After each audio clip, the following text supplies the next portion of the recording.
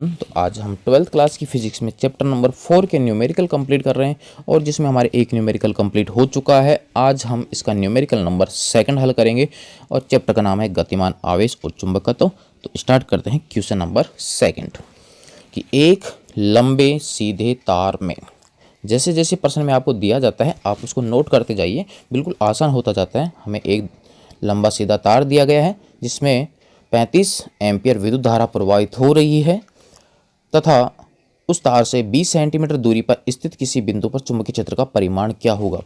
यहाँ पर हमें विद्युत धारा का मान दिया गया है, लेकिन ये नहीं बताया गया कि धारा ऊपर की ओर है या नीचे की ओर। तो हम मान लेते हैं कि धारा इसमें ऊपर की ओर है और इसका मान है 35 एम्पियर।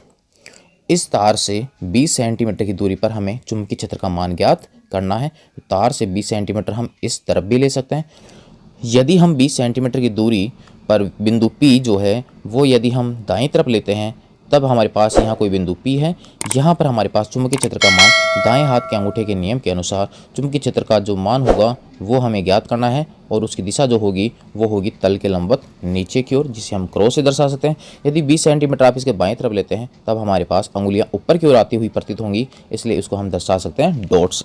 तो यहाँ पर हमने तार से r दूरी पर कोई बिंदु P लिया और r का मान हमारे पास 20 सेंटीमीटर है। यहाँ पर हम बिंदु P पर चुंबकीय क्षेत्र का मान ज्ञात करेंगे और उसका फॉर्मूला हम जानते हैं। किसी धारावाही चालक तार से r दूरी पर स्थित किसी बिंदु P पर चुंबकीय क्षेत्र का मान, और उसका फॉर्मूला हमारे पास में B बराबर mu naught I upon 2πr। तो हमें दिया क्या गया है, विद्युत धारा जो हमने नोट कर ली, तार से इसकी दूरी है r बराबर 20 सेंटीमीटर। मीटर में कन्वर्ट करेंगे तो 20 गुना 10 की पावर -2 और इसको भी हल करेंगे तो 2 गुना 10 की पावर -1, 2 गुना 10 की पावर -1 मान रख लीजिए और हल करते हैं तो म्यू नोट का मान 4π इंटू 10⁻⁻7, I का मान 35 अपॉन में 2π और गुणा में 20 गुना 10 की पावर -2। 20 गुना 10 की पावर -2 है तो वहाँ पर हमारे पास 10 की पावर -1 बचेगा और वो उसको हम ले लिया ऊपर, तो हमारे पास 10 की पावर 1 ऊपर आ जाएगा। अपॉन में हमारे पास में आ जाता है 20 का 2, 2 से 2 कट जाएगा, हमारे पास आ जाएगा 35 गुना 10 की पावर -6। -6 से 1 पॉइंट को हटाएंगे तो हमारे पास 3.5 बन जाएगा। तो 3.5 गुना 10 की पावर -5 टेस्ला।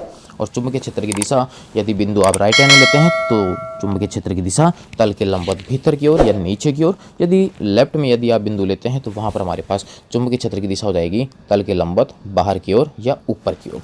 ये हो गया हमारे पास क्वेश्चन नंबर 2 कंप्लीट।